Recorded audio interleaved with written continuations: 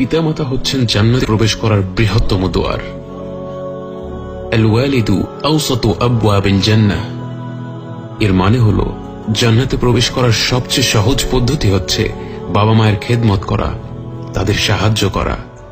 নবীজি সাল্লাল্লাহু আলাইহি ওয়াসাল্লাম বলেন, রিদার রব্বি ফি রিদাল ওয়ালিদ ওয়া সাখাতুর রব্বি ফি সাখাতিল ওয়ালিদ।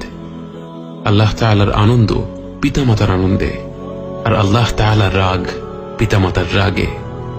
মুসনাদ ইমাম আহমদ এবং সুনান আবু দাউদ গ্রন্থের সেই বিখ্যাত হাদিসে বর্ণিত আছে, একজন সাহাবী সুদূর ইয়েমেন থেকে এসে রাসূল সাল্লাল্লাহু আলাইহি ওয়াসাল্লামকে বললেন, হে রাসূলুল্লাহ, আমি ইয়েমেন থেকে এসেছি আপনাকে বাইআত দিতে, আপনার পেছনে জিহাদ করতে।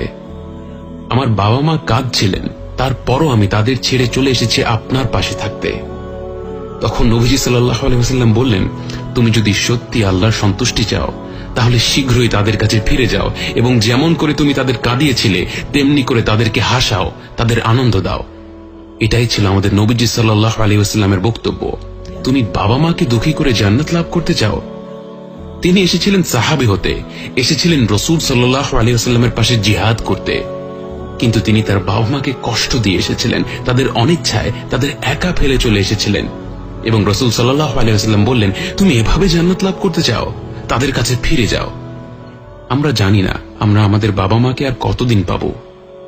যাদের বাবা মা এখনো বেঁচে আছেন তাদের খুশির জন্য যা কিছু সম্ভব তাই করুন, এবং যাদের বাবা মা ইন্তেকাল করেছেন তাদের জন্য অনেক কিছু করার আছে। একবার এক সাহাবী রাসূল সাল্লাল্লাহু আলাইহি ওয়াসাল্লামকে এসে বললেন, হে রাসূলুল্লাহ, আমার মা ইন্তেকাল করেছেন, আমি কি তার জন্য কিছু করতে পারি? রাসূল সাল্লাল্লাহু আলাইহি ওয়াসাল্লাম বললেন, অবশ্যই, তার জন্য তুমি অনেক কিছুই করতে পারো।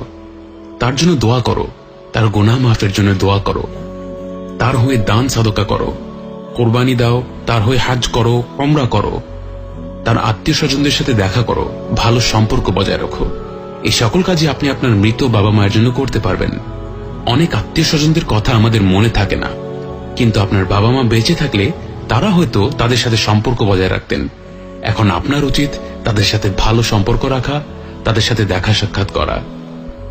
এবং সর্বশেষে আমার তরুণ ভাই ও বোনদের জন্য কিছু কথা বলতে চাই, যারা মাশাআল্লাহ স্কুল শেষ করেছেন, কলেজে পড়ছেন, বিশ্ববিদ্যালয়ে পড়ছেন। এটা সব সময় মনে রাখবেন যে আপনারা বড় হতে হতে আপনাদের সবচেয়ে বড় আফসোস সব সময় হবে আপনার বাবা মায়ের সাথে দুর্ব্যবহার করা, আপনার বাবা মায়ের সাথে ঝগড়া করা, আপনার বাবা মাকে কষ্ট দেয়া। কঠোর কথা কখনো ফিরিয়ে নেওয়া যায় না। আপনার বাবা মাকে একবার কষ্ট দিলে সেটা কখনো ফিরিয়ে নেওয়া যায় না। আপনি যত